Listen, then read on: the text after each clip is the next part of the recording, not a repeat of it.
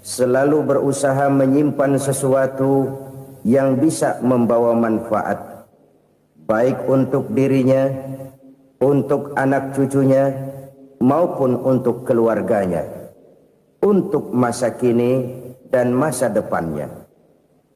Kadang simpanan itu berbentuk uang, kadang berupa tanah, lain saat berbentuk pabrik, dan lain sebagainya.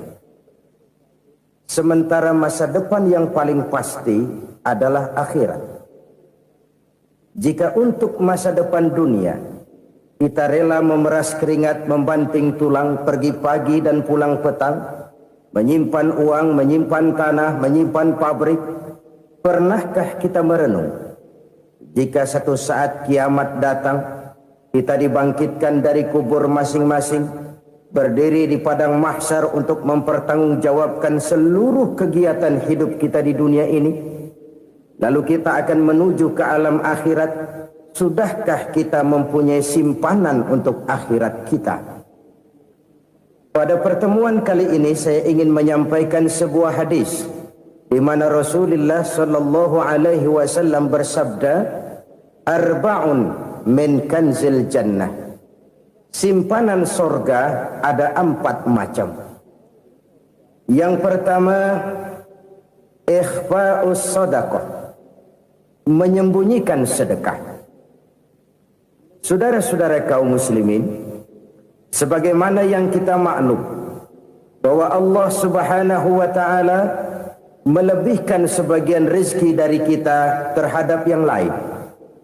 Ada yang kaya, ada yang setengah kaya, ada yang miskin, ada yang setengah miskin, dan selanjutnya. Ada yang gajinya kecil tapi penghasilannya gede. Ada yang penghasilannya gede tapi nggak punya gaji. Ada juga yang memang gajinya gede dan penghasilannya gede. Kelebihan rezeki merupakan sunnatullah dan tidak harus membuat kita merasa lebih dari yang lain. Bahkan sebaliknya, kelebihan itu harus membuat kita ringan tangan untuk menolong mereka yang memang memerlukan pertolongan. Kalau saudara diberikan ilmu, maka pertanyaan akhirat cuma satu, ilmumu kau amalkan untuk apa? Kalau saudara diberikan umur yang panjang, pengadilan akhirat juga bertanya satu, umurmu kau habiskan di mana? Tapi kalau saudara diberikan harta, pengadilan akhirat akan bertanya 2, hartamu kau dapat dari mana, kau belanjakan kemana? Dari mananya ditanya dan kemananya juga ditanya.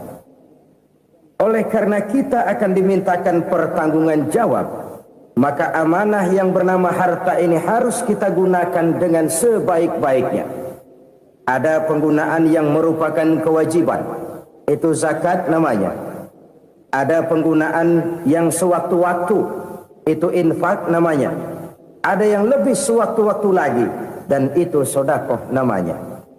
Zakat dia terikat oleh haul dan nisab, oleh putaran batas waktu dan ukuran dari harta itu sendiri. Sedangkan infak terikat oleh situasi dan kondisi perekonomian seseorang. Sedangkan sedekah tidak terikat dengan apapun. Dalam kondisi seperti apapun kita bisa melakukan sedekah dengan yang terkecil sekalipun. Sampai-sampai Rasulullah sallallahu alaihi wasallam mengajarkan, la tahqiranna minal ma'rufi syai'an walau an talqa akhaka biwajhin talik. Atau ada hadis, tabassumuka fi wajhi akhika laka shadaqah. Senyumanmu kepada temanmu adalah sedekah. Jadi untuk melakukan sedekah tidak harus dalam berbentuk uang. Dengan ilmu kita bisa sedekah, dengan tenaga kita bisa bersedekah, dengan pikiran kita bisa bersedekah, bahkan senyum kepada teman itu pun sedekah. Jadi kalau sedekah dengan uang memang belum punya uang, nyengir aja banyakin. Itu asal pada tempatnya, jangan lalu ketemu tiang listrik cengengesan. Tentu tidak pada tempatnya dan tidak wajar. Nah, sedekah yang paling dicintai Allah adalah sedekah yang disembunyikan. Artinya, jauh dari sifat riya. Kan kadang-kadang ada orang sedekah itu disebutkan namanya, apa tidak bagus? Kalau memang niatnya ikhlas, ya bagus-bagus saja. Untuk memberikan sugesti kepada yang lain. Di Fulan bin Fulan nyumbang sekian, diumumkan. Boleh kalau niatnya untuk memberikan rangsangan kepada yang lain supaya dia menyumbang lebih besar dari orang tadi. Tapi kalau itu mendatangkan riya, maka sedekah yang paling dicintai Allah adalah sedekah yang disembunyikan. Tangan kiri saja tidak tahu apa yang diberikan oleh tangan kanan. Sedekah yang dilakukan dengan ikhlas akan merupakan perbendaharaan surga. Tersembunyi dari pandangan orang lain, tidak seorang pun tahu. Karena memang sikap yang baik adalah melupakan kebaikan dan mengingat kesalahan. Itu salah satu ciri orang bahagia. Orang yang selalu mengingat kesalahannya dan berusaha melupakan segala kebaikannya. Kalau dia akan berada kebaikan, dia tidak bisa ikut, dia merasa rugi karena dia merasa belum pernah berbuat baik. Tapi kalau akan melakukan kesalahan baru, dia ingat kesalahan yang sudah-sudah, sehingga terhalang baginya untuk melakukan satu kesalahan baru. Demikianlah saudara-saudara, bahwa Allah melebihkan rizki sebagian kita dari yang lain, agar terjadi tolong-menolong dalam kehidupan ini. Jadi kesenjangan yang nature, kesenjangan yang alami, itu sunnatullah. Ada yang kaya, ada yang miskin, ada yang kelas menengah. Nah, kenapa lalu sekarang kita berusaha mengentaskan kemiskinan? Oleh karena adanya kesenjangan struktural. Kalau yang kaya bisa semakin kaya, kenapa yang miskin tidak bisa naik jadi ikut sedikit kaya? Sebab pada dasarnya Islam adalah agama yang sejak turunnya sudah berupaya memerangi kemiskinan. Bahkan dikatakan kemiskinan itu mendekatkan kepada kekufuran. Orang kalau miskin udah dekat banget sama kafir. Gampang menjadi kafir. Berapa banyak saudara-saudara kita yang oleh karena soal perut, oleh karena soal materi, terpaksa meninggalkan dan menanggalkan akidahnya. Menjual petunjuk yang diberikan Allah dengan kesenangan dunia yang cuma sebentar ini. Na'udzubillah, thumma na'udzubillah. Jadi makin kita sembunyikan satu sedekah, semakin banyak perbendaharaan kita di surga. Sedekah yang paling dicintai Allah adalah sedekah yang disembunyikan. Malahan ada seorang sufi, dia punya kebiasaan kalau pergi sholat Jumat, dia bawa uang, itu uang dia taruh di bawah tikar masjid. Dia niat sedekah kepada siapa saja yang nemuin itu duit. Maksudnya apa? Supaya yang nemuin nggak tahu siapa yang punya duit. Demikian dia saking ingin menyembunyikan sedekahnya. Karena sifat riya itu bisa memakan amal kita sendiri. Riya itu termasuk menyebut-nyebut kebaikan kita. Orang yang suka nepuk dada, sedikit-sedikit ngitungnya kalau nggak gua. Tuh kalau nggak gua tuh. Tuh yang belas itu, kalau nggak gua, kalau nggak gua. Iya, kalau nggak lu kenapa emang? Orang yang suka menepuk jasad. Tuh, biasanya memang begitu saudara-saudara.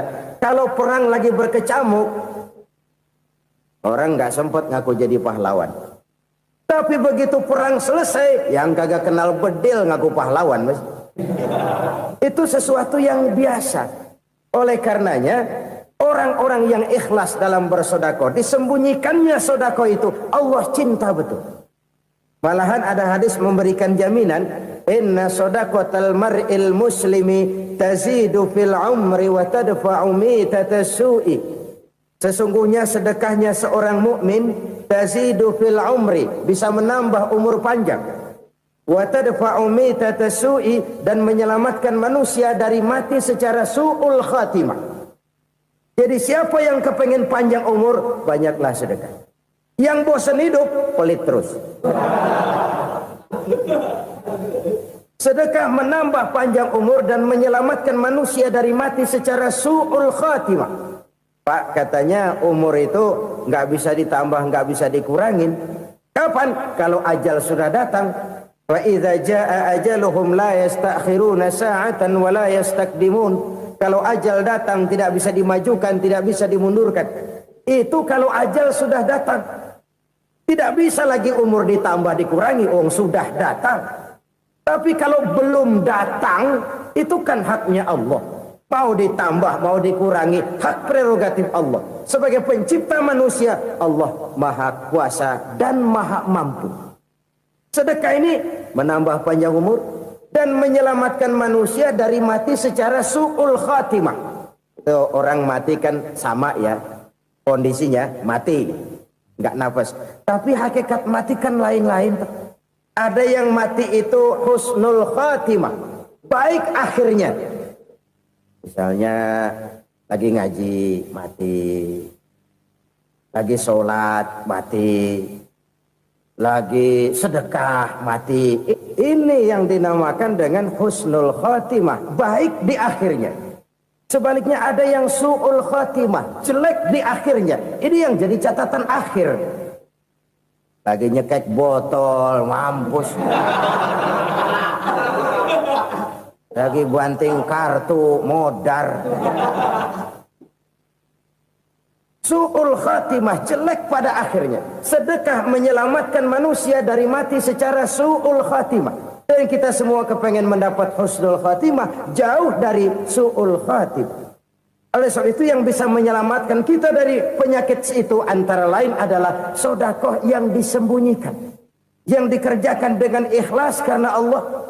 Tidak karena kepengen dipuji orang, tidak karena ingin dikatakan orang pemurah, sebab orang dermawan itu orang yang memberi tanpa harus diminta. Kalau masih harus diminta, ya belum dermawan namanya, masih harus diminta. Kalau nggak diminta ya tulus, lolos, polos. Saudara-saudara kaum muslimin rahimakumullah. Harta adalah amanat dan akan kita pertanggungjawabkan. Allah melebihkan rizki sebagian kita dari yang lain agar kita saling tolong menolong, bantu membantu. Nabi janjikan siapa yang meringankan beban saudaranya muslim di dunia, Allah akan meringankan bebannya di akhirat nanti. Sebuah jaminan dari baginda Nabi. Si orang yang kita bantu barangkali tidak bisa membalas, Allah yang akan membalas lewat jalan lain yang tidak pernah kita sangka-sangka. Ada orang tanya, Pak, ini ada orang nyumbang masjid sambil marah-marah, bagaimana? Saya bilang sumbangannya aja ambil, marahnya jangan. Marahnya jangan diambil, itu urusan dia. Saudara-saudara kaum muslimin rahimakumullah.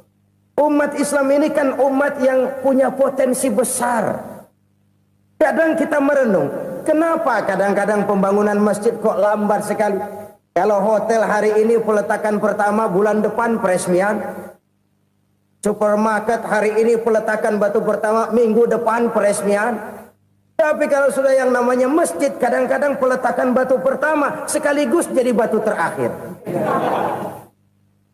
3 tahun, 4 tahun, campur nebar jalak di jalanan, duit dijaring kayak ikan sepat.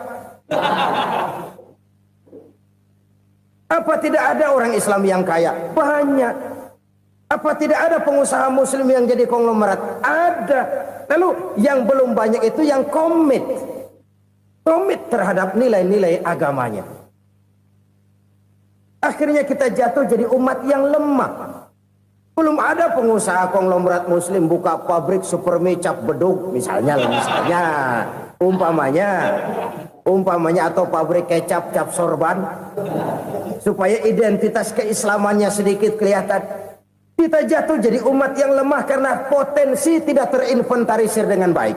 Kita ini ibarat kompor yang cuma matengin nasi orang lain. Potensi kita dimanfaatkan oleh orang lain. Ukhuwah Islamiyah kita baru terbatas kepada silaturahmi. Ukhuwah di bidang ekonomi kita lemah, ukhuwah di bidang kebudayaan kita lemah, apalagi ukhuwah di bidang politik kita lebih rapuh lagi. Padahal ukhuwah itu adalah totalitas kehidupan manusia, menyangkut ipolek sosbud, memerlukan nilai-nilai ukhuwah. Jadi oleh karena itu mari kita menyadari di dalam harta kita, walaupun kita yang cari, pergi pagi, pulang sore, peras keringat, banting tulang, di sana ada harta anak yatim. Di sana ada hak masjid. Di sana ada hak pesantren, di sana ada hak jihad. Berbahagialah seseorang apabila dia oleh Allah dijadikan keran. Keran itu menyimpan air, tapi tidak untuk dirinya, tapi disalurkannya kepada mereka yang memang memerlukannya. Saudara-saudara kaum muslimin rahimakumullah, ini yang pertama. Jadi perbendaharaan surga adalah menyembunyikan sedekah. Orang lain nggak tahu, kita pun nggak pernah ngitung-ngitung. Kita anggap lewat begitu saja, padahal itu deposit akhirat. Satu.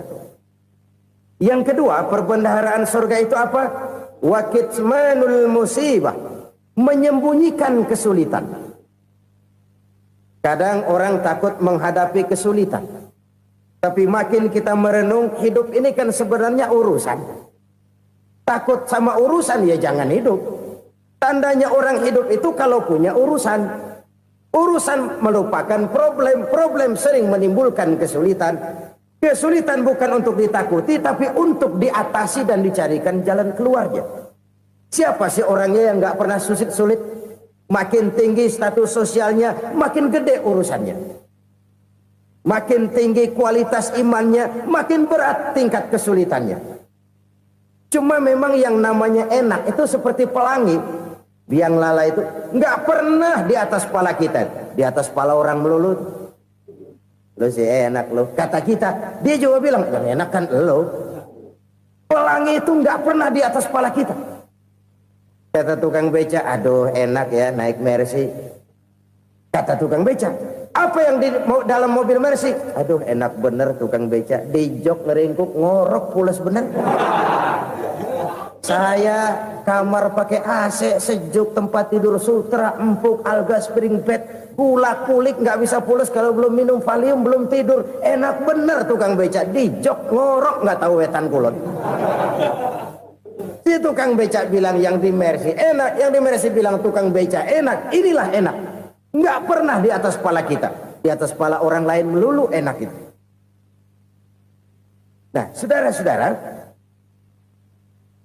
yang merupakan perbendaharaan surga itu orang yang bisa menyembunyikan kesulitan, baik pribadi ataupun rumah tangga. Nih terutama rumah tangga yang jadi soalnya. Kadang-kadang kita ini kalau senang, sebaliknya kalau senang kita diam, kalem aja, cuek. Banyak banget duit kita, bawaan diam aja udah. Malah ketemu orang takut. Tapi begitu susah, sekampung tahu. Padahal Nabi mengajarkan perbendaharaan surga itu menyembunyikan musibah, menyembunyikan kesulitan.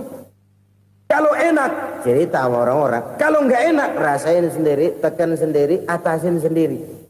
Kita kan sebaliknya. Senang kita diam. Asal lagi susah, paling tidak kita nyari teman buat cerita kesusahan. Siapa orangnya yang nggak pernah susah? Cuma soalnya bagaimana kita mengatasi kesusahan itu sendiri. Begitu juga misalnya kalau orang sudah berumah tangga, itu orang tuanya harus menjadi tempat dia cerita yang enak-enak saja. Yang nggak enak rasain berdua, selesaikan berdua, atasin berdua. Jangan dibalik. Asal senang diam, giliran susah saja. Maknya laporan.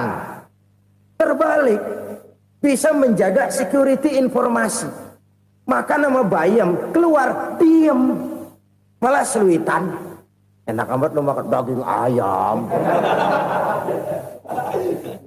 Security informasi. Saudara-saudara kaum muslimin rahimakumullah. Ujian yang terberat itu yang pernah diberikan kepada para nabi, para rasul, para aulia, para ulama. Makin tinggi keimanan, makin berat bentuk kesulitan. Ayo saya kemukakan satu contoh saja. Ada seorang nabi yang kaya, nabi kaya, namanya Nabi Ayub. Iblis kalau orang begini kan keki, ibadahnya rajin, kaya. Nih yang kayak begini susah digodain. Kalau ibadahnya rajin, miskin, kali bisa disogok. Sini imannya mantap, ibadahnya rajin, kaya, nabi lagi. Oh, tapi namanya iblis nggak kurang akal. Laporan, Tuhan, kenapa Les? Ya ini bahasa saya, bahasa Qurannya sih nggak gitu. Itu hambamu yang namanya Ayub, dia rajin ibadah cuma karena dikasih kaya aja. Coba kasih miskin dia, berhenti dia sembahyang. Ah, kamu bisa aja. Saya tahu Ayub itu hambaku yang ikhlas. Saya buktiin Tuhan, silahkan. Dibuktiinlah, iblis turun ke alam ini. Yang mula-mula dia lakukan, dia rusak sawah ladang Nabi Ayub. Dia binasakan binatang ternak Nabi Ayub. Sehingga dalam waktu singkat, jatuhlah Nabi Ayub dari orang paling kaya jadi orang paling miskin. Beliau masih ibadah di mihrab dalam masjid. Datang iblis. Saudara Ayub, ya, lagi ngapain? Ibadah. Nyembah Allah, nyembah Allah. Oh, percuma. Kenapa? Tuhan yang ente sembah nih, dia udah bikin miskin ente. Sawah ladang ente hancur lebur, binatang ternak binasa. Sekarang ente jadi orang paling miskin. Ngapain nyembah Tuhan kayak begitu? Tekor. Udah berhenti dah ibadah, berhenti ibadah. Ini iblis sama Tuhan laporannya lain, yang dikerjakan kepada Nabi Ayub juga lain.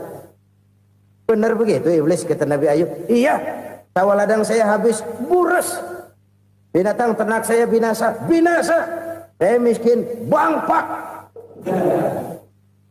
Apa jawab Nabi Ayub? Bukan innalillahi, ya ini hebat. Alhamdulillahillazi a'tani wa akhza minni. Segala puji bagi Allah yang telah memberikan harta kepada saya dan sekarang mengambilnya lagi. Alhamdulillah. Allah yang ngasih, Allah yang ambil. Itu mah urusan Allah. Iblis cuman ibadah jalan terus, sujud lagi Nabi Ayub. Iblis seleher gondok banget. Dasar Nabi nggak mempan dia apa-apain. Miskin malah alhamdulillah. Allah yang ngasih, Allah yang ngambil. Jadi kalau kita tidak komit, kita tidak terikat kepada kaya, miskin, senang, susah, apa yang bisa bikin kita susah?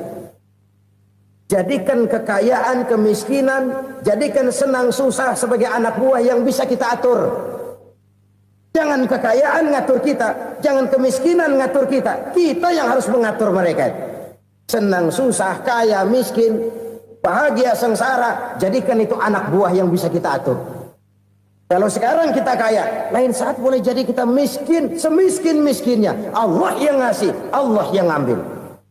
Tenaga mana yang bisa menghalangi? Ibadah jalan terus. Iblis makin gondok. Dasar Nabi loh. Akhirnya apa? Nabi Ayub dikerjain, diberikan penyakit. Demikian fatal penyakitnya. Bayangin, udah miskin sakit. Masya Allah. Miskin sakit. Sakitnya nggak lama, kira-kira 16 tahun. Istrinya 3, 2 mental minta ceraiin. Ngerawatin laki bengek begini. Senang belum tentu, susah udah pasti nih. Cerai aja, cerai dah. Cerai.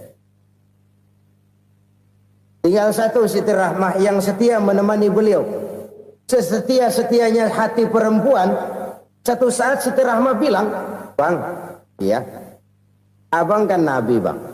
Lalu namanya Nabi kan doanya jarang meleset bang.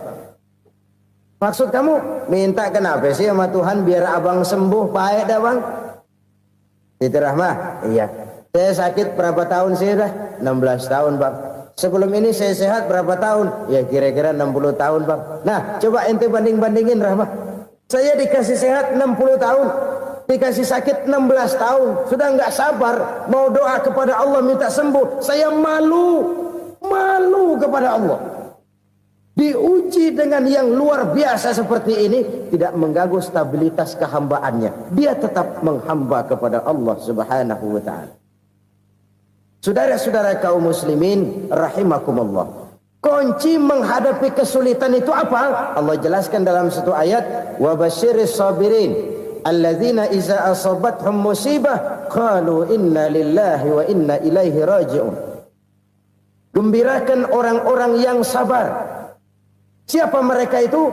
Yang apabila mendapat musibah mereka kembali kepada keyakinan dasar, segalanya dari Allah dan segalanya akan kembali kepada Allah. Ini konsepsi dasar dari sikap muslim dalam menghadapi berbagai kesulitan. Segalanya dari Allah, segalanya akan kembali kepada Allah. Kalau ini sudah kondisi dasarnya, maka kita akan lapang menghadapi kenyataan bagaimanapun pahitnya. Apakah itu namanya miskin, apakah itu namanya sakit, bahkan maut sekalipun. Maut sekalipun. Segalanya dari Allah, segalanya akan kembali kepada Allah. Ini sikap hidup, bukan sekedar ucapan. Kita kadang-kadang menjadikannya sebagai ucapan. Mulutnya sehingga berhenti, innalillahi wa inna ilaihi rajiun, tapi nangisnya terus gerung-gerungan. Bukan itu, ini kesadaran moral. Kalau segalanya dari Allah, segalanya kembali kepada Allah, kan sebenarnya cuma nunggu giliran. Hari ini saya nyembayangin dia, entah hari apa saya disembayangin orang. Hari ini saya antar dia ke kubur, entah hari apa orang nganterin saya ke kubur. Hari ini saya tahlilkan dia, entah nanti kapan orang tahlilkan saya. Segalanya dari Allah, segalanya akan kembali juga kepada Allah. Oleh sebab itu saudara-saudara, kesulitan bukan untuk ditakuti. Kesulitan justru untuk diatasi, dicarikan jalan keluarnya. Dan tidak ada orang yang tidak pernah mendapat kesulitan. Tidak ada. Semakin tinggi status sosial, semakin tinggi kualitas keimanan, semakin besar juga tingkat kesulitan. Hanya saja bagaimana cara kita mengatasinya. Dan Al-Quran menyatakan, inna ma'al usri yusra. Di balik kesulitan itu pasti ada kemudahan. Roda itu berputar. Karena itu Rasulullah Sallallahu Alaihi Wasallam mengingatkan kepada kita, ta'arraf ilallahi firraha ya'rifka fisyiddah. Ingatlah kepada Allah di waktu kamu senang, supaya Allah ingat kepada kamu di waktu kamu susah. Kalau waktu senang kita ingat kepada Allah, kita susah, Allah tidak akan meninggalkan kita. Tapi kalau waktu senang kita jauh dari Allah, sujud tidak sempat, dengan masjid jauh, ketika senang kita lupakan Allah. Nanti begitu kita susah, Allah lupakan kita. Dan itu menyakitkan. Oleh karena itu orang-orang tua kita dulu bilang, kalau lagi sehat ingat-ingat lu bakal sakit nanti. Kalau lagi kaya ingat-ingat satu saat kita bakal jatuh miskin. Bahkan kalau lagi muda ingat-ingat kita bakal tua. Dan yang terpenting, kalau lagi hidup ingat-ingat kita bakal mati. Saudara-saudara kaum muslimin rahimakumullah. Jadi yang kedua yang merupakan perbendaharaan surga, menyembunyikan musibah. Saudara-saudara kaum muslimin rahimakumullah. Hal ketiga yang merupakan perbendaharaan surga adalah wasilatur rahmi. Orang yang suka bersilaturahmi. Sebagaimana yang kita maklum bahwa manusia adalah makhluk yang disebut zon politika. Makhluk sosial yang tidak mungkin hidup sendiri-sendiri. Betapa dan siapapun kita memerlukan orang lain. Bodoh betul manusia kalau tinggal di tengah masyarakat tapi tidak mau bermasyarakat. Merasa hebat sendiri, pinter sendiri, gagah sendiri, kaya sendiri. Mungkin kalau mati juga ngubur sendiri. Jangankan kita di sini, di sorga saja Nabi Adam waktu sendirian bengong melulu, mondar mandir. Allah tegur dam sepi dam. Ya ini kalau bahasa saya. Iya Tuhan sepi ini nggak ada coret-corekan pisan ini. Diciptakan Siti Hawa baru anteng Nabi Adam. Itu di surga. Cobalah. Umpamanya saudara tinggal di Jakarta nih. Kayak bener. Apaan aja di Jakarta punya saudara dah. Jembatan Semanggi ambil. Monas, Buntel bawa pulang. Hotel-hotel ambil semua. Cuman tinggal di Jakarta sendirian, apa enaknya? Betapa dan siapapun kita perlu orang lain. Tidak ada seorang pun yang bisa memenuhi kebutuhan hidupnya secara sendiri-sendiri. Nah, Islam telah menyelamatkan manusia dari ras diskriminasi. Mengikat manusia dengan persaudaraan yang berlandaskan kepada akidah. Karena itu dianjurkan bersilaturahmi. Bahkan Nabi menyatakan, man arada ayyubsata lahu fi rizqihi wa yunsa'a fi atharihi falyasil rahimah. Siapa yang kepengen diluaskan rezekinya dan dipanjangkan usianya, banyaklah ia bersilaturahmi. Siapa yang kepengen dimudahkan rezekinya, hendaknya ia banyak bersilaturahmi. Kalau banyak teman, kesulitan kan paling tidak ada tempat cerita. Udah susah, sendirian kita pikirin diri, nggak ada tempat tukar pikiran. Cepet banget sama bengek. Dilawan sendiri. Nah, secara makro kita bisa berkata, tidak mungkin ada kemenangan kalau tidak ada kekuatan. Tidak ada kekuatan kalau tidak ada kesatuan dan persatuan. Tidak mungkin ada kesatuan dan persatuan tanpa semangat silaturahmi. Kalau umat Islam mau menang, dia harus kuat. Kalau umat Islam mau kuat, dia harus bersatu. Kalau umat Islam mau bersatu, dia harus membudayakan silaturahmi ini.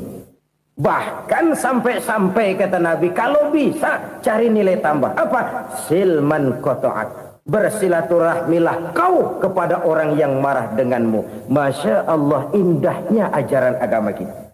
Orang yang marah pun kepada kita, kata Nabi, kalau bisa bersilaturahmilah kepadanya, kepada orang yang marah itu. Di situ nilai tambah. Cuman jujur nih hadis, ngucapinnya gampang, ngamalinnya yang berat banget. Orang marah sama kita, kita disuruh silaturahmi. Ada apa malu? Lu marah, ada gua marahan lagi. Tunggu pikirin. Saudara-saudara kaum muslimin rahimakumullah. Tapi ini yang diajarkan, bahkan ini yang dicontohkan oleh baginda Rasul. Bagaimana begitu mudah, misalnya satu saat Abu Jahal ini ngatur strategi bagaimana bikin Muhammad celaka.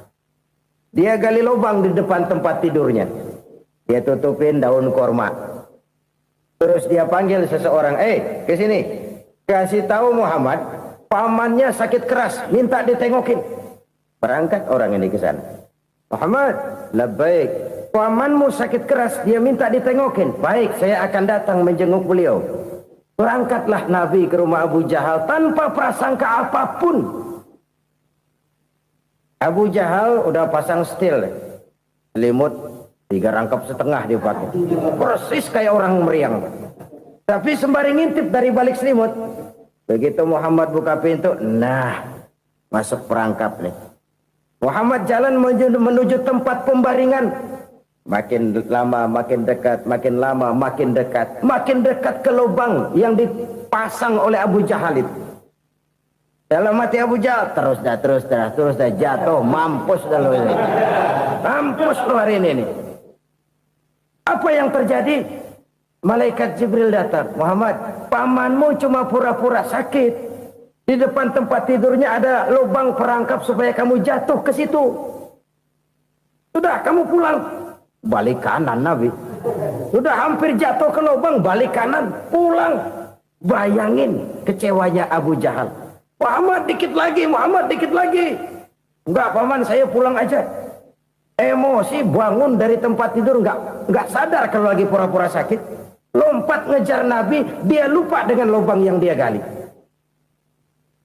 Usrak, nyemplung sendiri ke dalam lubang.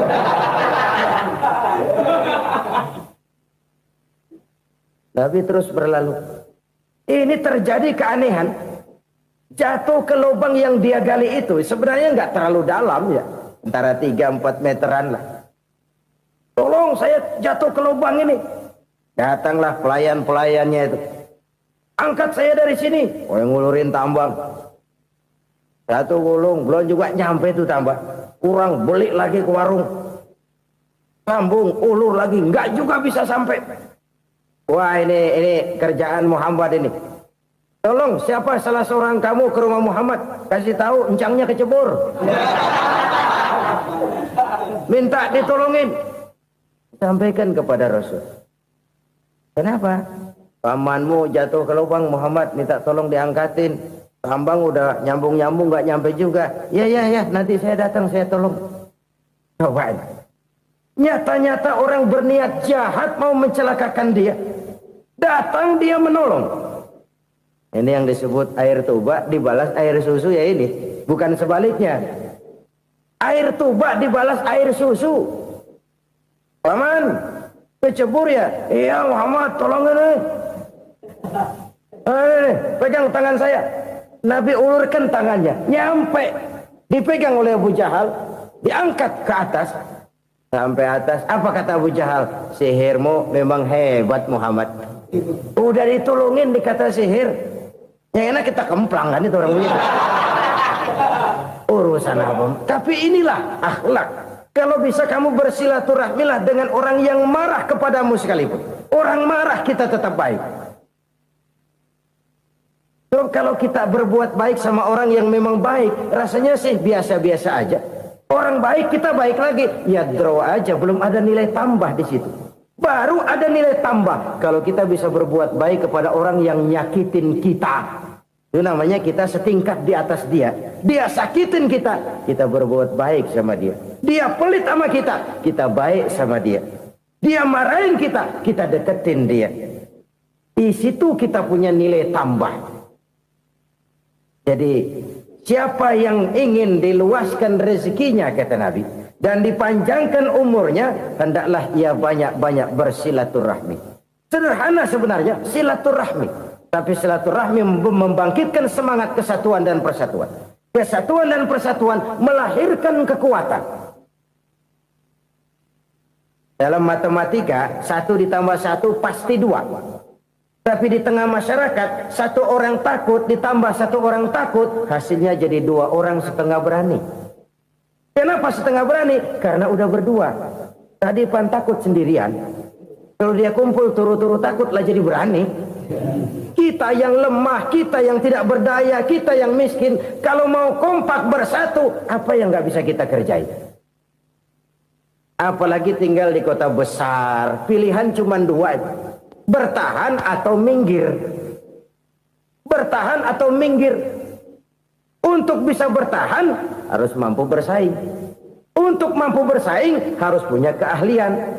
Keahlian harus ditunjang dengan pendidikan, ditambah oleh kekompakan sebagai umat. Udah miskin mencar mulu, orang injak kita. Orang nggak pandang urusan apa yang malu. Oleh karena itu silaturahmi pada hakikatnya merupakan roh dari ukhuwah yang diajarkan oleh agama kita. Bagaimana Islam menyelamatkan masyarakat manusia dari ras diskriminasi, mengikat manusia, dan tidak ada persaudaraan yang lebih indah selain persaudaraan yang diikat dengan nilai-nilai akidah. Sepanjang orang di jalan Allah, itulah saudara kita. Keluar dia dari jalan Allah, selesailah persaudaraan sampai di situ. Karena itu, kalau ingin menyimpan sesuatu di surga, banyaklah bersilaturahmi. Datang ke rumah ini, datang ke rumah itu, dan lain sebagainya. Itu simpanan kita di akhirat nanti. Ini yang ketiga. Saudara-saudara, yang keempat, perbendaharaan surga itu apa? Wa qawlu la hawla wa la quwwata illa billah.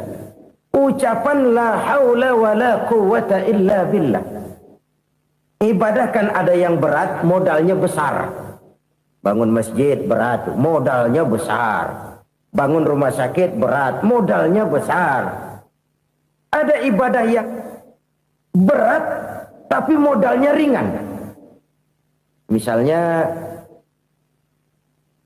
puasa. Puasa itu berat, mengendalikan nafsu. Kalau sekedar nggak makan nggak minum sih enteng, mengendalikan nafsu. Itu jihad terbesar, tapi kan modalnya ringan, cuma niat saja. Ini ibadah berat, modalnya ringan. Ada ibadah yang ringan, modalnya juga enteng. Seperti termasuk ucapan la haula wa la quwwata illa billah. Tanpa sadar, la haula wa la quwwata illa billah. Nyelengin tuh di surga. Nyelengin, kita nggak terasa, nyelengin simpenan akhirat. La haula wa la quwwata illa billah. Nyimpan lagi. Kaget, la haula wa la quwwata illa billah, nyimpan lagi, banyak simpanan. Walaupun sebenarnya yang dimaksud di sini adalah kesadaran batin bahwa tidak ada daya dan kekuatan kecuali Allah. Itu intinya. Kita memulai pekerjaan disunahkan baca bismillah, kan begitu. Apa itu? Kesadaran moral Bahwa ini saya bisa kerjakan. Saya kerjakan ini dengan menyebut nama Allah. Kenapa? Kalau Allah tidak memberikan daya dan kekuatan, mana mampu saya kerjakan ini. Maka saya kerjakan ini dengan menyebut nama Allah. Bismillah. Kesadaran moral. Manusia hanya wajib berusaha, tapi nggak pernah wajib berhasil. Banyak hal-hal yang kalau kita renungkan secara rasio nggak mungkin. Tapi jadi kenyataan. La haula wa la quwata illa billah. Tidak ada daya dan kekuatan kecuali bagi Allah semata-mata. Kesadaran moral akan kelemahan dan keterbatasan makhluk bernama manusia. Kadang kita kagum dengan otak, tapi kita sering lupa sama yang bikin otak. Padahal bagaimanapun hebatnya otak, yang bikin otak pasti lebih hebat dari otak. Nggak percaya, silahkan otak-otakan. Inilah kecenderungan. Kita kagum dengan pesawat-pesawat mutakhir, bukan main besi gede banget terbang itu. Alangkah hebatnya. Lalu apa yang bikin otak tidak lebih hebat dari itu semua? Kita puji laut. Apa yang bikin laut tidak lebih hebat dari laut itu? La haula wa la quwata illa billah. Tidak ada daya dan kekuatan kecuali Allah. Apa yang bisa kita lakukan kalau tidak karena daya dan kemampuan yang diberikan oleh Allah kepada kita? Lahirlah sikap tawadu, rendah hati, tidak melonjak menjadi angkuh dan sombong, sadar akan kelemahan dan keterbatasan diri sebagai makhluk yang diciptakan oleh Allah Subhanahu wa taala. Jadi satu sisi ini ucapan yang berpahala, la haula, jadi wiridan.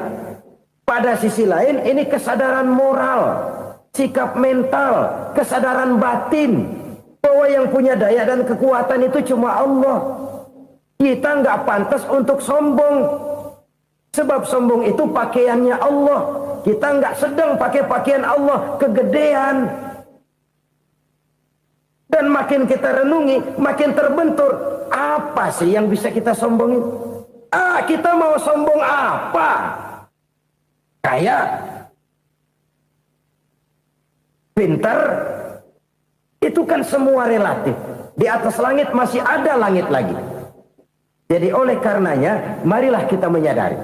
Manusia hanya wajib berusaha, tapi tidak pernah wajib berhasil. Yang berusaha saja tidak wajib berhasil, apalagi yang tidak berusaha. Islam bukan agama orang pemalas yang selesai sholat lalu endelohom, nggelenggem ayem-ayem. Tapi Islam bukan agama orang sombong yang setelah berusaha lalu tidak memerlukan Allah. Kita bisa saja bikin proyeksi, tahun sekian kita bakal panen besar menurut perhitungan otak. Tapi ada kejadian lain. Apa? Tikus ngambek. Habis itu dimakanin tikus, panen gagal. Proyeksi rasional gagal oleh tikus-tikus yang ngambek itu. Bisa saja terjadi. Tahun depan kita panen besar, urung. Kenapa? Musim panas panjang. Dan sekarang ini koran-koran bikin berita musim mengalami penyelewengan. Bukan cuma manusia yang nyeleweng sekarang. Musim pakai nyeleweng. Mestinya kan musim hujan udah selesai, masih hujan-hujan juga. Musim. Nah sekarang kita boleh bikin proyeksi, kita bakal panen besar. Tahu-tahu musim panas panjang, sawah retak, air kering. Cari teknokrat yang paling botak, suruh pendekin tuh musim panas. La haula wa la quwata illa billah. Inilah kesadaran moral. Saudara, saya teringat satu saat ada seorang konglomerat. Umurnya ya kira-kira 70-an. Suatu saat dia ditanya oleh wartawan, "Pak, umur Bapak berapa sih?" "Ya paling 10 tahun." 10 tahun? 10 tahun? Anak Bapak berapa orang? Satu saja? Satu. Harta Bapak berapa? Ya paling-paling bangsa 7 juta kali. 7 juta? Iya. Pak, kenapa Bapak bohongi saya? Bapak punya buku biografi. Koran-koran, majalah-majalah banyak memuat cerita riwayat hidup Bapak. Saya tahu umur Bapak 70. Kenapa bilang cuma 7 tahun? Saya tahu anak Bapak 8. Kenapa cuma bilang 1? Saya tahu harta bapak miliaran, mungkin triliunan, pabrik di mana-mana, bank di mana-mana. Kenapa bilang uang bapak cuma 7 juta? Nah, kata si konglomerat tadi, kamu benar nak, kamu benar. Umur saya kalau jumlahnya memang 70 nak. Cuman ingat-ingat saya, baru 7 tahun terakhir ini saya sujud. Baru 7 tahun terakhir ini saya berusaha dekat dengan Allah. Saya laksanakan perintahnya, saya jauhi larangannya. 7 tahun inilah rasanya yang ada nilainya di hadapan Allah. Yang 63 tahun matong, kelabu, kelem umur gue. Habis untuk maksiat, untuk munkarat. Maka ketika ditanya tadi, umur saya 7 tahun itu. Oh begitu Pak. Oh iya. Lalu anak Pak. Anak bapak kan 8. Kenapa bilang cuma 1? Nah, kalau jumlah hitungannya memang anak saya 8. Tapi dari 8 orang ini rasanya cuma 1 nih. Yang bakal jadi buah hati, belahan jantung. Pelanjut cerita, penerus sejarah. Bakal jadi anak soleh yang akan mendoakan saya. Cuma 1 rasanya anak saya ini yang bakal jadi buah hati saya. Besar-besaran saya. Yang akan mendoakan di kubur saya. Yang akan mendoakan di akhirat saya. Yang 7 orang mana, Masya Allah, yang satu tenggeng, yang satu nyekek botol ngolo, yang satu nggak karu-karuan. Makanya saya bilang 1 anak saya yang akan bisa mendoakan saya. Oh begitu Pak. Iya. Nah harta Pak, harta bapak kan triliunan, pabrik bapak di mana-mana, uang bapak hampir di tiap bank-bank besar. Kenapa bilang cuma 7 juta? Betul kau nak. Harta saya kalau jumlahnya memang miliaran, triliunan mungkin. Tapi yang saya ingat baru 7 juta tuh yang saya belanjakan di jalan Allah. Saya nyumbang masjid, saya santuni yatim piatu, saya bantu pembangunan pesantren, saya bantu pembangunan rumah sakit Islam. Itu yang akan saya bawa pulang ke akhirat, yang 7 juta itu. Yang triliunan itu nanti akan diperebutkan oleh anak-anak saya sebagai waris saya. Jadi harta saya 7 juta itu yang bakal nemenin saya di akhirat. Yang akan saya bawa pulang jadi teman saya. Saudara-saudara kaum muslimin, jangan-jangan orang tua itu adalah kita-kita ini. Jangan-jangan kita-kita ini adalah orang tua itu. Jangan-jangan itu potret dari diri kita masing-masing. Dari sekian umur yang diberikan Allah, berapa tahun yang ada nilainya di hadapan Allah? Dari sekian anak-anak yang merupakan amanah, berapa yang akan mendoakan kita sebagai orang tuanya menjadi anak soleh? Dari sekian banyak harta yang diberikan Allah, berapa yang akan kita bawa pulang menghadapnya nanti, yang kita belanjakan di jalan Allah? Ini sebuah potret kehidupan. Karena itu kita kembali kepada la haula wa la quwwata illa billah. Kita wajib berusaha, kita wajib berikhtiar. Selebihnya, segala daya dan kekuatan hanya milik Allah saja semata-mata. Satu kesadaran batin dari setiap pribadi muslim. Setelah ia berusaha dan berikhtiar, ia menyerahkannya kepada Allah Subhanahu wa ta'ala. Jadi, satu sisi ini merupakan wiridan ucapan yang mengandung pahala. Pada sisi lain, ini merupakan sikap batin dari seorang muslim di dalam ia menghadapi realitas kehidupan ini. Saudara-saudara kaum muslimin, rahimakumullah. Kalau ini kita jadikan satu basis kehidupan, maka ini akan menyelamatkan manusia dari kemungkinan tergelincir menjadi orang yang lupa diri dan lupa darat. Sebab itu Imamul Ghazali berpesan, jadidis safinah fa innal bahra amiq wa khuziz zad fa inna safara ba'id wa khaffifil hamla fa innal hamla sadid. Perbarui selalu kapalmu karena lautan sangat dalam. Bawa bekal yang banyak karena perjalanan ini sangat jauh. Ringankan beban karena kebanyakan beban akan menyakitkan. Alangkah indah kalimat ini, alangkah dalam makna yang terkandung di sana. Perbarui selalu kapalmu karena lautan sangat dalam. Apa artinya ini? Jaga mentalmu baik-baik. Pelihara imanmu baik-baik karena hidup penuh cobaan seperti lautan. Kita kalau berlayar di lautan kan kadang-kadang tenang, angin bertiup sepoi-sepoi basah. Jika malam datang bintang gemintang bertabur menghias cakrawala. Rembulan memantulkan sinarnya dengan indah. Dalam keadaan begitu berlayar enak. Tapi lain saat ombak menggunung, halilintar menyambar, angin topan bertiup. Berapa banyak sudah saudara-saudara kita yang tenggelam di lautan dunia tanpa sadar bahwa dia belum sampai kepada pantai yang akan dituju. Berapa banyak sudah saudara-saudara kita yang tenggelam di lautan dunia ini tanpa sempat bangkit lagi. Dia menyangka sudah sampai kepada tujuannya.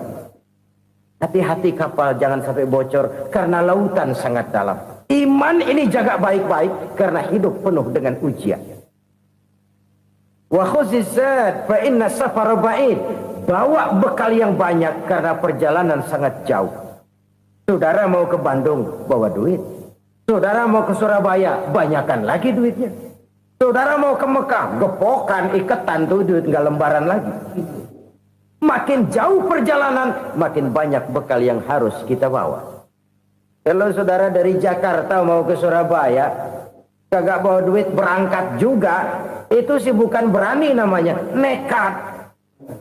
Sampai Surabaya belum tentu, sengsara di jalan udah pasti. Kenapa? Nggak bawa bekal berangkat. Sama juga kita nih, misalnya belum sempat sembahyang, mati. Waduh, berani banget orang. Belum punya bekal, mati. Sengsara di jalan. Atau bekal tidak cukup. Dari Jakarta saudara mau ke Surabaya, bawa duit 500 perak. Paling jauh Cikampek nyampenya itu. Paling jauh itu. Antara jauhnya perjalanan dengan bekal yang saudara bawa tidak seimbang. Hidup ini perjalanan panjang. A walking tour. Dimulai dari alam arwah. Sebelum jasad diciptakan, roh diciptakan lebih dulu. Dari situ pindah ke alam rahim. Dari alam rahim pindah ke alam dunia. Dari alam dunia pindah ke alam barzah. Baru menuju akhirat. Satu perjalanan panjang. Kalau bekal tidak bawa, sengsara di jalan. Bawa bekal yang banyak karena perjalanan ini sangat jauh. Wa khaffifil hamla, ringankan beban karena beban itu cuma akan menyulitkan. Kalau bekal itu sih keperluan, tapi beban nggak kita perluin, cuma ngeberat-beratin. Apa ini beban? Dosa. Kecurangan, kebatilan, kesoliman, ketidakadilan, kesewenang-wenangan. Itu akan jadi beban kita di akhirat. Alangkah celakanya, perjalanan panjang, bekal tidak bawa, beban kelewat banyak. Alamat sengsara di jalan. Pahala tidak ada, dosa berlipat ganda. Na'udzubillah, summa na'udzubillah. Kalau kita rangkum nasihat Al-Ghazali dengan kisah si konglomerat tadi, kita akan mengambil kesimpulan. Pertama, bekal terbaik dalam menghadapi gejolak kehidupan ini tidak lain adalah iman. Yang kedua, pahala dan dosa. Dua hal kontroversial. Pahala adalah bekal, dosa adalah beban. Tapi kita sekarang kan tidak begitu terangsang kepada yang abstrak. Orang berlomba mencari yang konkret-konkret saja. Yang real. Kalau memang dosa, benjol dong. Kira-kira begitu. Kira-kira begitu. Persis orang Yahudi dulu. Orang Yahudi itu kan pernah minta kepada Nabi Musa. Ya Musa lan nu'mina laka hatta narallaha jahrah. Musa, kami nggak bakal mau beriman kepada Allah kalau belum kami lihat Allah ada nongkrong di depan kami. Kalau memang Tuhan ada, taruh dong di depan kami. Mau yang konkret-konkret saja. Kalau memang dosa, benjol dong. Kalau memang pahala, berasa dong. Orang terangsang kepada yang real, yang konkret-konkret saja. Karena itu, untuk mengejar dosa, orang mau bayar. Tapi untuk mengejar pahala, walaupun tidak bayar, orang segan. Ini yang dikatakan oleh Nabi, kamu mengharapkan ke surga, tapi kamu berat melaksanakan sesuatu yang bisa membawa kamu ke surga.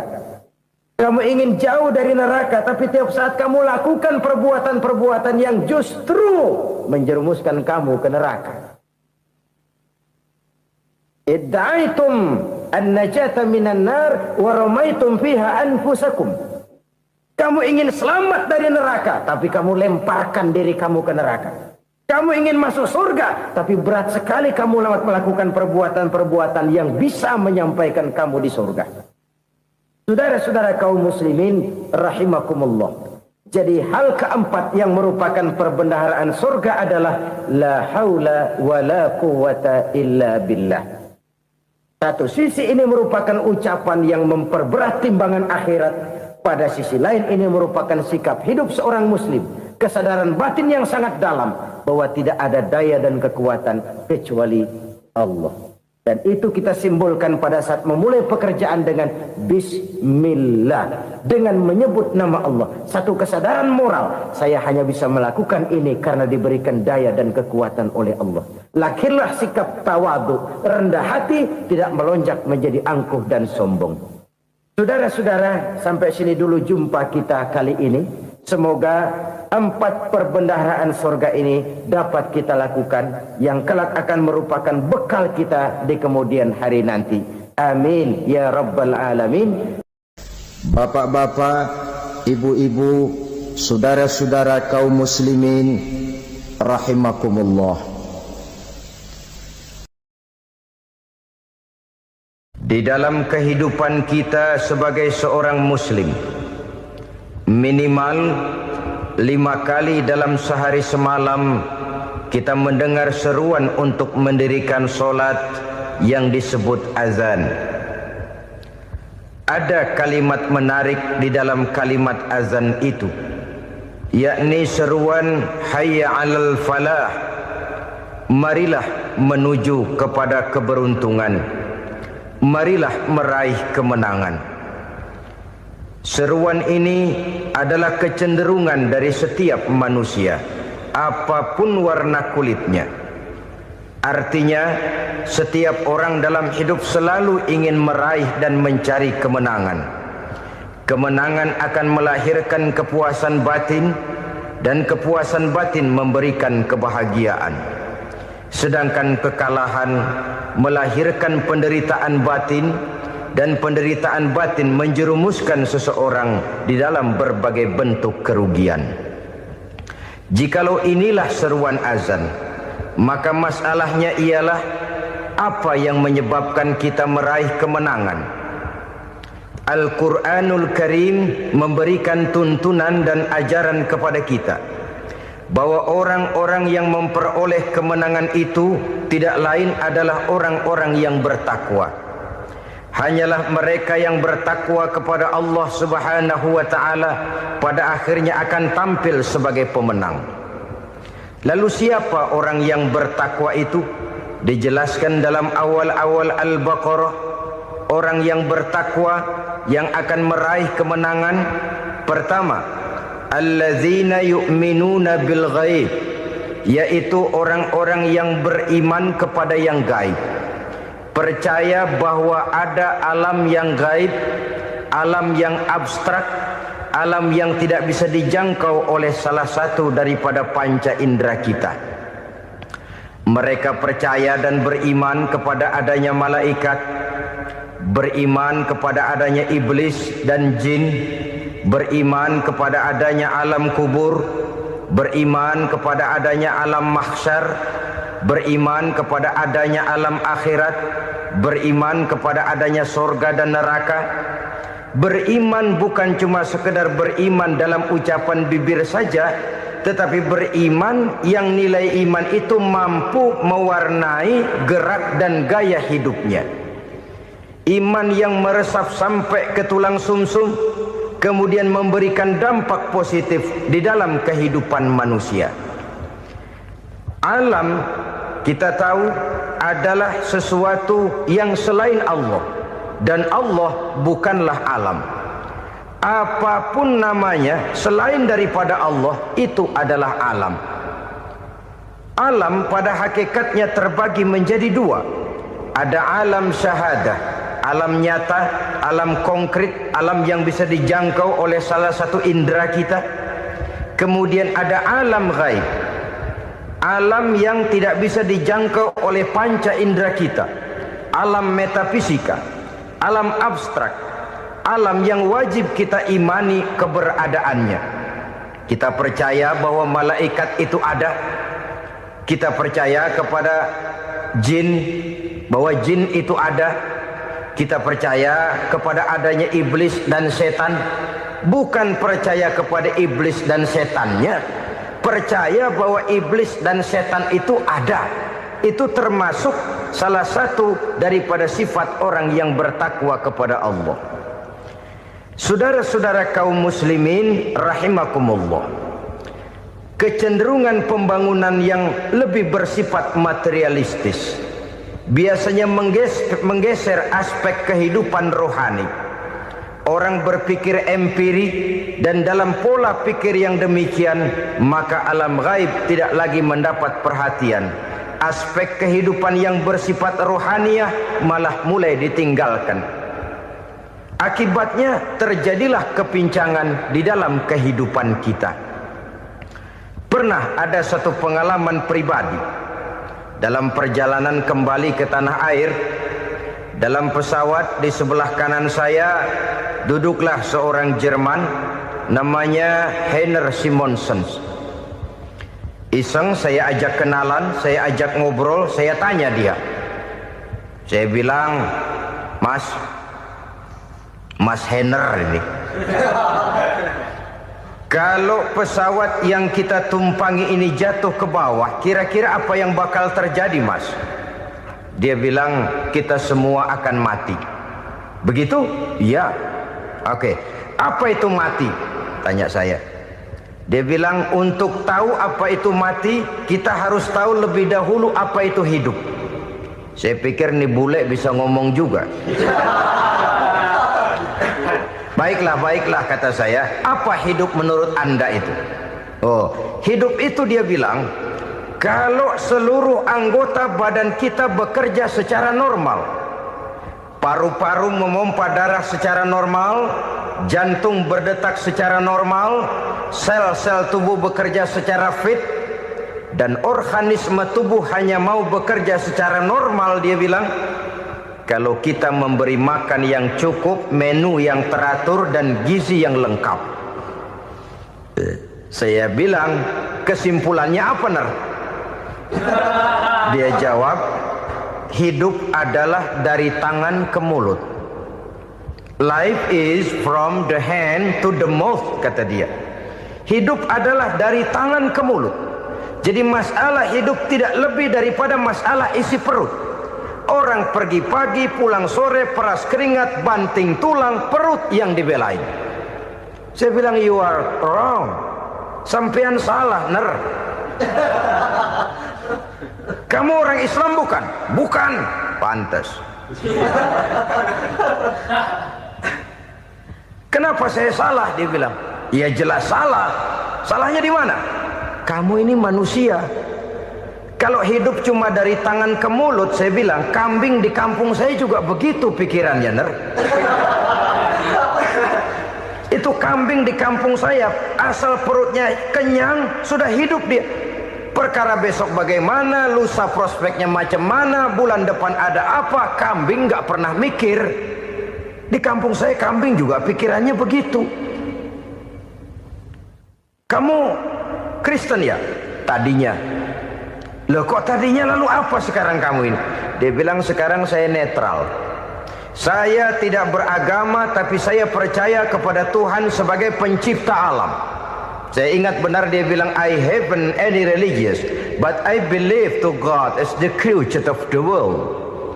Kenapa bisa netral begitu, Ner? Habis saya bingung katanya. Islam bilang Islam baik, Kristen bilang Kristen baik, Hindu Buddha bilang Hindu Buddha baik, semua agama baik. Saya netral sekalian, nggak beragama. Yang penting saya percaya kepada Tuhan. Saya bilang, Ner, kamu ini kayak orang mau beli celana, lalu bingung. Yang satu bilang Levi's bagus, yang satu bilang Blue Jean hebat, yang satu bilang Wool England hebat. Celana ini hebat, celana itu bagus, celana ini hebat. Semua celana bagus, kamu bingung. Akhirnya netral, tidak pakai celana. Itu juga salah. Saya pikir-pikir, kemudian saya melihat bahwa dua pola berpikir Heiner ini nampaknya sudah mulai menggejala di lingkungan masyarakat bangsa kita. Disadari atau tidak, secara jujur kita harus berkata, dua pola pemikiran Heiner ini mulai berkembang di tengah masyarakat bangsa kita. Pertama, pola pikir materialisme. Hidup adalah dari tangan ke mulut. Masalah hidup tidak lebih masalah isi perut. Itu yang perlu dibela, dan disitulah arti kehidupan. Pergi pagi, pulang sore, peras keringat, banting tulang untuk mempertahankan perut. Kalau sudah kemari cara orang berpikir, maka buat apa percaya kepada yang gaib? Untuk apa sholat? Untuk apa puasa? Untuk apa zakat? Untuk apa menghadiri majelis taklim? Tanpa kepercayaan kepada yang gaib, hidup berjalan menurut alur empiris dan materialis. Kalau sudah ke sana cara orang berpikir, biasanya orang lalu cenderung menghalalkan segala cara. Hanyalah orang yang percaya bahwa akhirat ada. Hanyalah orang yang percaya bahwa alam kubur itu ada. Hanyalah orang yang percaya bahwa malaikat itu ada, hidupnya akan lebih terarah dan terkendali. Karena kepercayaan kepada yang gaib, yang merupakan fase daripada kehidupan setelah hidup yang sekarang ini, mewarnai gerak pribadi seseorang di dalam dia melakukan kegiatan hidupnya. Pola berpikir materialisme, disadari atau tidak, mulai menggejala di lingkungan masyarakat bangsa kita. Hidup tidak lebih dari urusan tangan ke mulut, mulut ke tangan, tangan ke mulut. Asal perut sudah kenyang, hiduplah sudah. Perkara bagaimana prospek hari yang akan datang, bagaimana akhirat, tidak jadi persoalan. Ini yang oleh Nabi diperingatkan, ad-dunya sijnul mu'min wa jannatul kafir. Dunia adalah penjara bagi orang beriman dan surga bagi orang kafir. Dulu di zaman Belanda hadis ini pernah disalah tafsirkan, disalah artikan, digunakan sebagai senjata untuk mengkebiri dan membuat impoten umat Islam. Sudahlah, umat Islam gak usah macam-macam, kata Belanda. Dunia ini kan penjara buat orang Islam, surga buat orang kafir. Di penjara jangan bertingkah.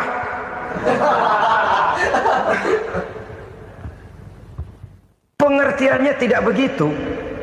Dunia adalah penjara bagi orang mukmin. Artinya dalam kehidupan dunia seorang mukmin tidak bebas memperturutkan hawa nafsunya. Di penjara hawa nafsunya itu. Sebaliknya, surga bagi orang-orang kafir. Buat orang kafir, surgalah dunia ini. Mereka bebas memperturutkan hawa nafsunya. Dilarang tidak terlarang, dicegah pun tidak tercegah. Mereka hidup menurut alur bisikan nafsu mereka sendiri.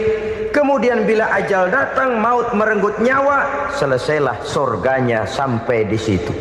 Maka bagi orang-orang yang tidak percaya kepada adanya akhirat, kepada adanya alam gaib, surganya sebatas umurnya. Sekali lagi, surganya sebatas umurnya.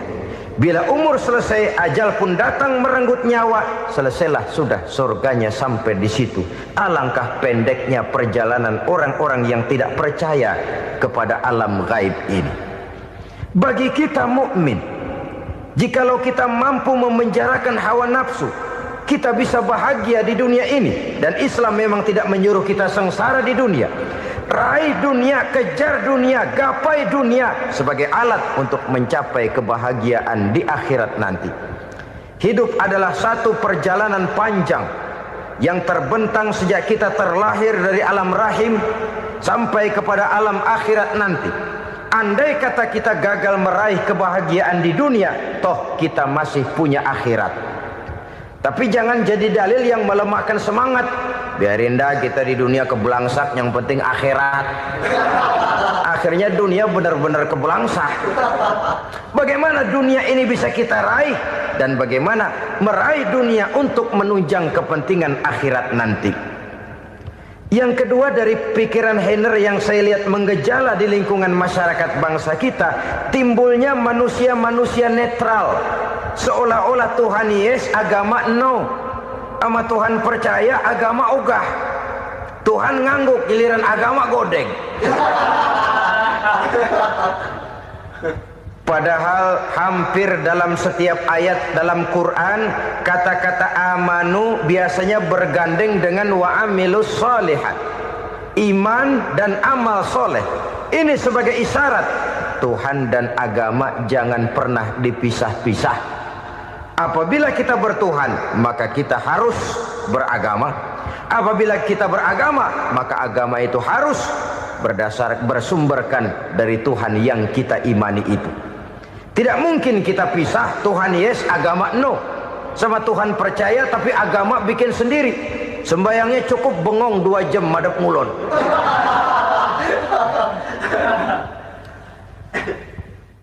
Saudara-saudara kaum muslimin rahimakumullah.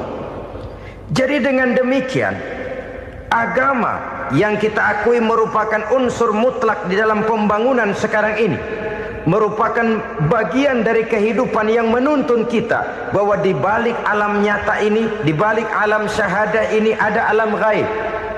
Dan mudabbir, murabbi, yang mengatur, yang menguasai, yang memelihara baik dia alam nyata, baik dia alam gaib, tidak lain adalah Allah Subhanahu wa taala. Di sana ada satu super power, satu maha kekuatan yang kita perlu bersandar kepadanya. Sebagai makhluk nyata yang hidup di alam nyata, berbuatlah secara nyata sebagaimana harusnya kita berbuat. Karena Islam jelas bukan agamanya orang pemalas. Islam jelas bukan agamanya orang yang mengajarkan setelah selesai sholat boleh duduk, nggelenggem ayam-ayam, ndelohom, menghitung bintang di langit sambil menunggu keajaiban. Tidak.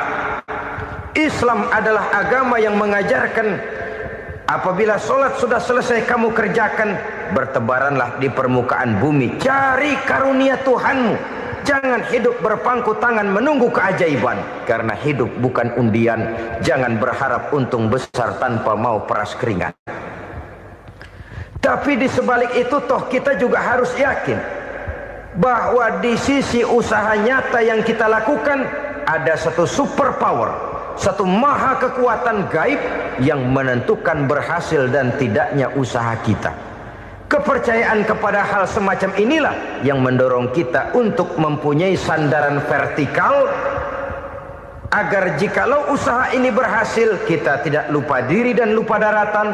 Jikalau usaha ini gagal kita tidak putus asa dan buruk sangka, tidak cupik pandangan dan sempit hati, tapi mampu melihat persoalan dengan kacamata putih sambil husnuzon kepada Allah Subhanahu wa taala.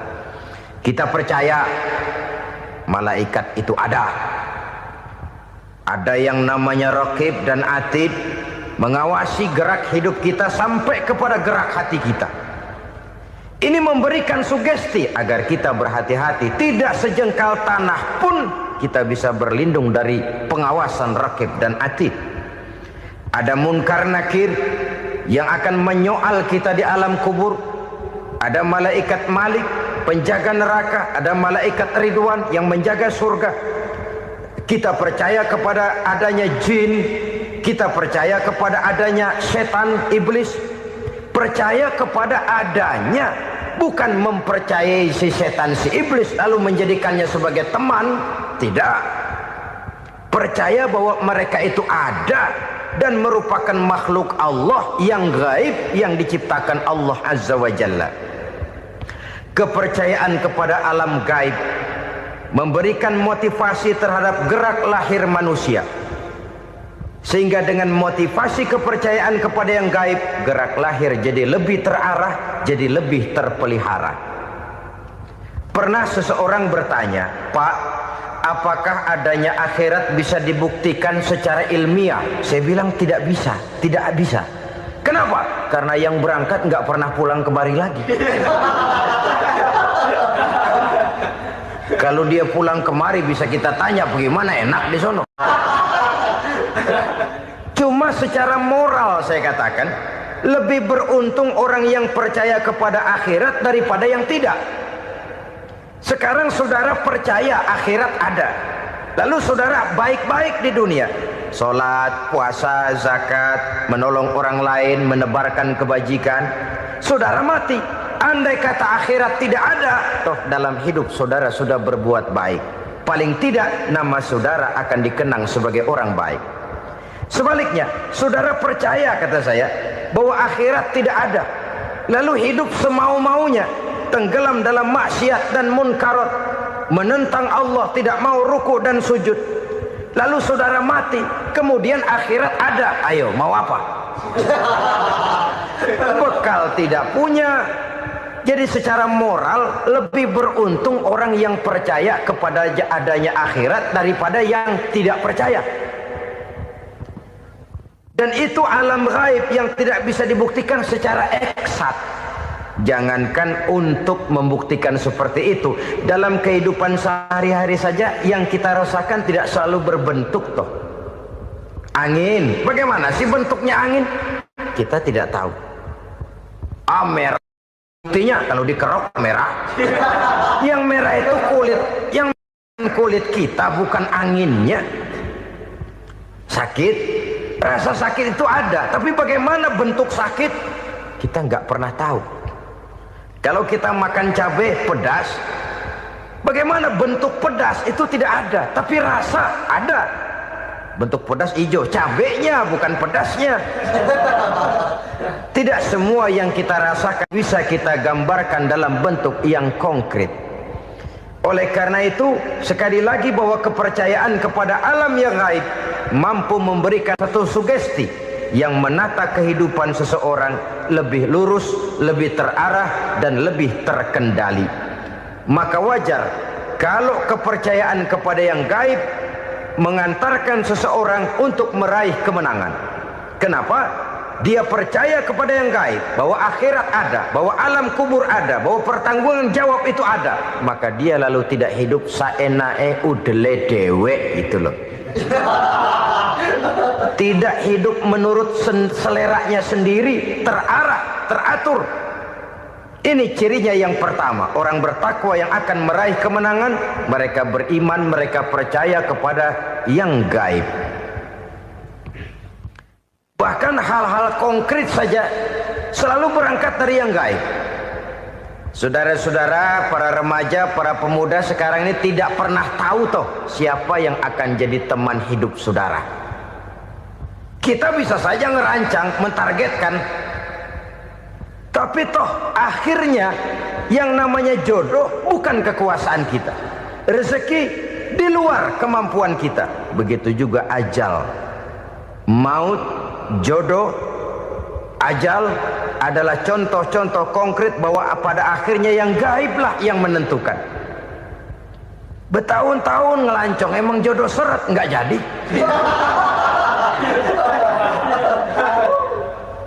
Begitu kenal baru setengah malam nginep ditangkap hansip kan.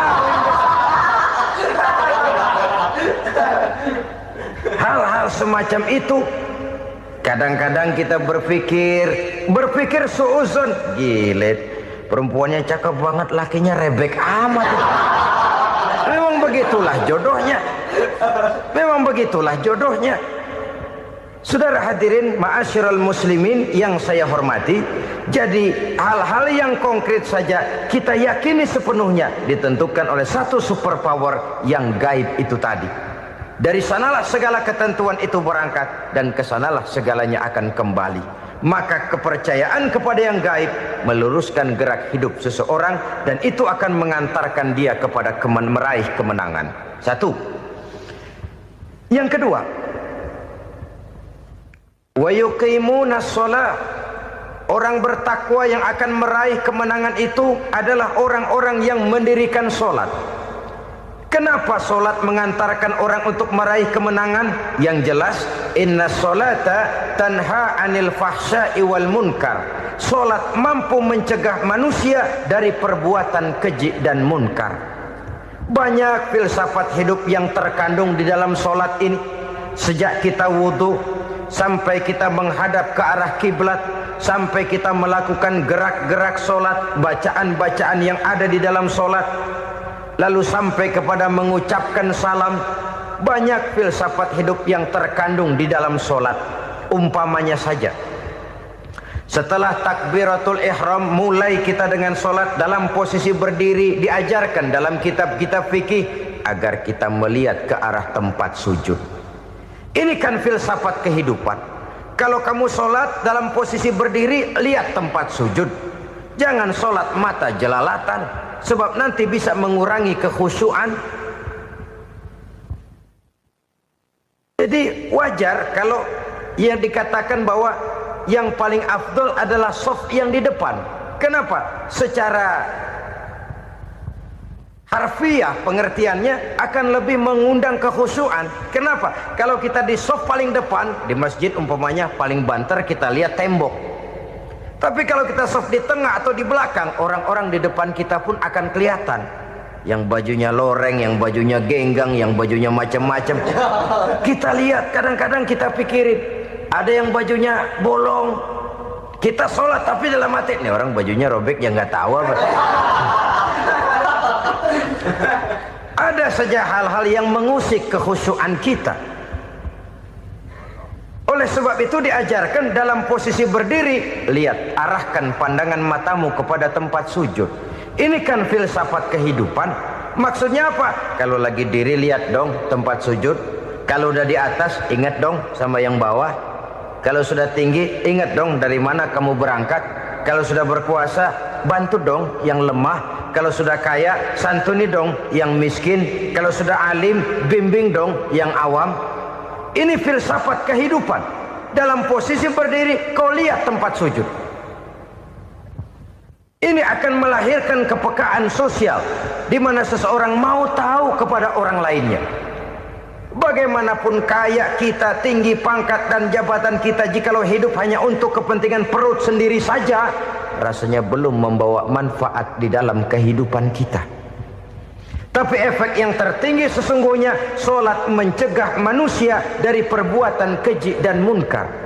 Perbuatan keji dan munkar walaupun kelihatannya mendatangkan uang, membawa keuntungan, tapi itu keuntungan semu, keuntungan sementara. Dengan menipu orang lain kita bisa dapat untung, tapi tidak membawa berkah. Dan itu adalah kerugian besar dalam kehidupan kita. Maka untuk meraih kemenangan harus dimulai dengan membentuk kepribadian yang tegar, memiliki sandaran vertikal yang langsung kepada Allah Subhanahu wa ta'ala. Dan itu hanya bisa kita tempuh melalui jalur ibadah formal yang sudah ditentukan Allah, yakni sholat yang 5 waktu. Untuk memperkuat itu ada sholat-sholat sunnah, rawatib, nawafil sebagai terminal-terminal kontrol cadangan untuk memelihara stabilitas temperatur batin di dalam kita berhubungan dengan zat yang maha gaib, yaitu Allah Subhanahu wa ta'ala. Orang sering bertanya, Pak, itu tetangga saya nggak sholat, duitnya nggak habis-habis, Pak.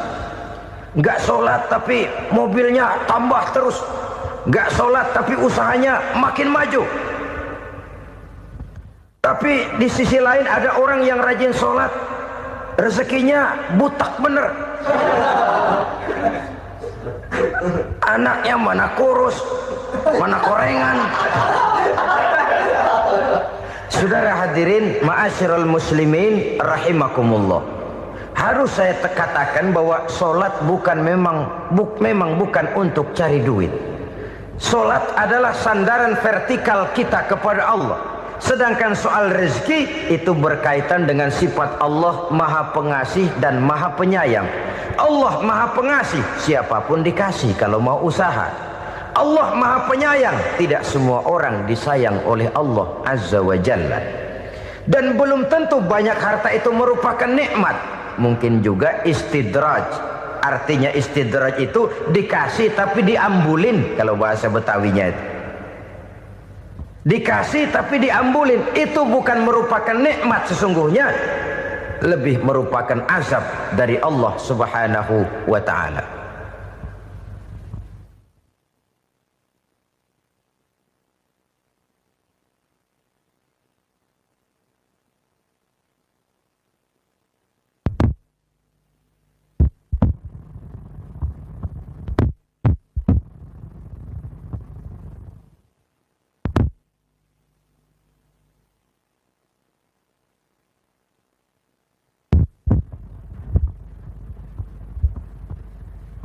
Agama mempunyai sistem sholat, dan kita umat Islam telah dituntun oleh Allah Subhanahu wa ta'ala yang wajibnya 5 kali dalam sehari semalam mendirikan solat, dan itu tentu berada dalam jangkauan kemampuan manusia.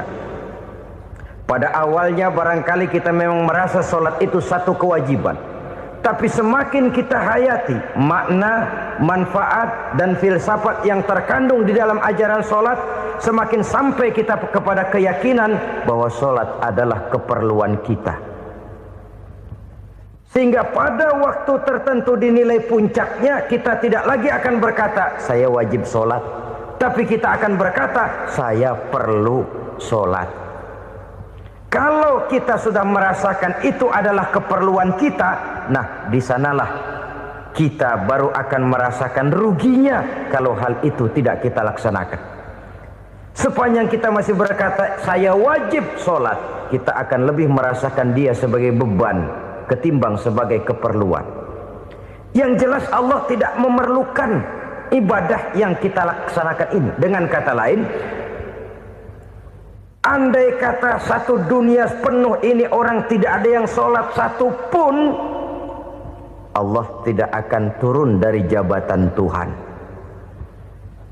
Jangan lalu berpikir kalau kita ngambek se-RW kagak sembahyang Tuhan tekor kali ini ya. Tentu tidak.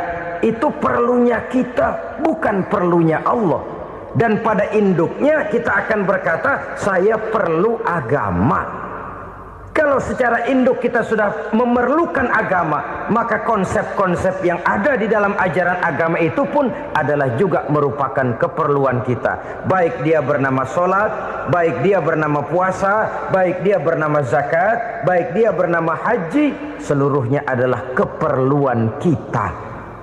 Dan sesuatu yang kita perlukan apabila tidak kita laksanakan akan melahirkan kerugian di dalam kehidupan. Jangan heran kalau kita membaca riwayat perjalanan hidup para salafus soleh, orang-orang soleh. Ada yang tahajud sampai 100 rakaat, ada yang sholat malam kakinya sampai bengkak. Kita sekalinya bengkak biri-biri. Ada yang sholat membaca surah dalam Al-Quran sampai khotam Quran. Kok mau? Mereka sudah merasakan itu keperluan. Itu saja soalnya. Satu saat pun jikalau kita merasa bahwa itu keperluan saya, kita pun akan melaksanakan seperti itu. Keperluan saya dalam kehidupan. Inilah yang kedua. Yang ketiga, orang bertakwa yang akan meraih kemenangan itu, wa mimma razaqnahum yunfikun. Mereka membelanjakan sebagian daripada rezeki yang diberikan Allah kepada mereka. Mereka infakkan di jalan Allah. Ada satu dialog menarik. Satu hari seorang anak muda bertemu dengan seorang kakek-kakek yang sudah dikenalnya baik. Bertanyalah anak muda ini, "Kek, umur kakek berapa tahun?" 15 tahun, kata si kakek. "Anak kakek berapa orang?" 1. "Harta kakek berapa banyak?" 15 juta. Si anak muda ini bengong. Lalu protes, "Kok kakek bohongin saya?" "Kenapa?" "Saya tahu umur kakek 70 tahun. Kenapa ngaku 15? Saya tahu anak kakek 5. Kenapa bilang 1?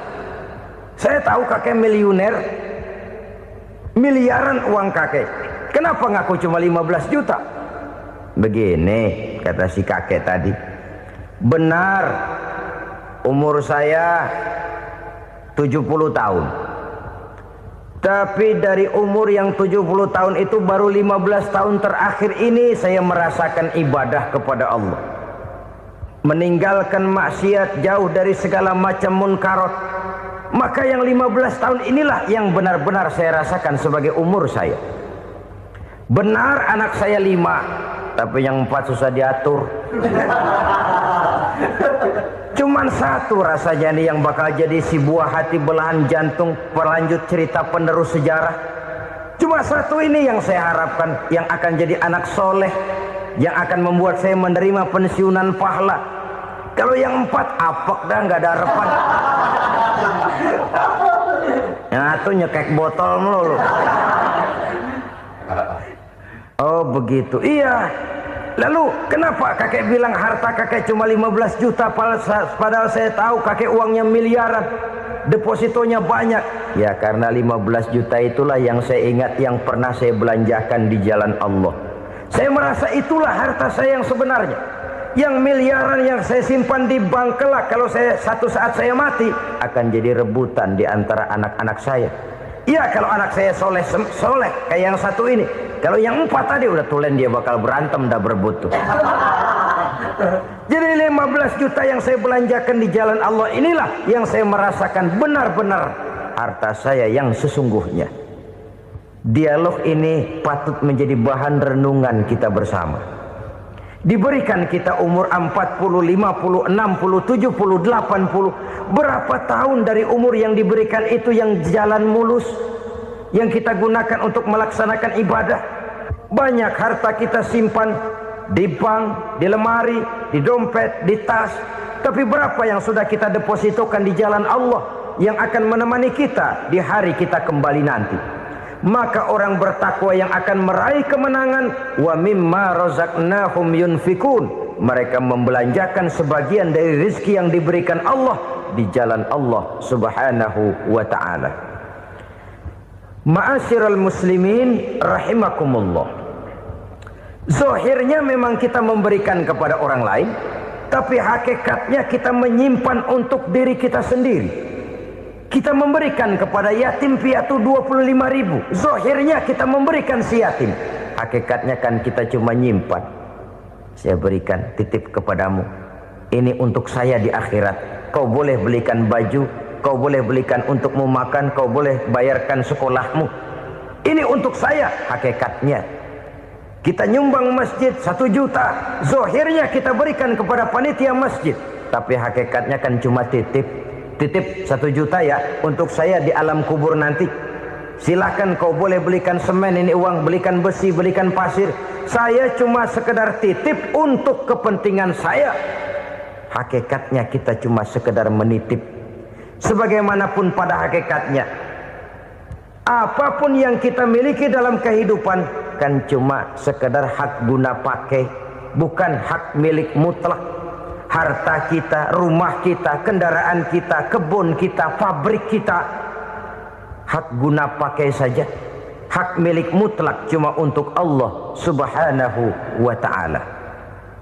Saudara-saudara kaum muslimin rahimakumullah. Ini yang ketiga.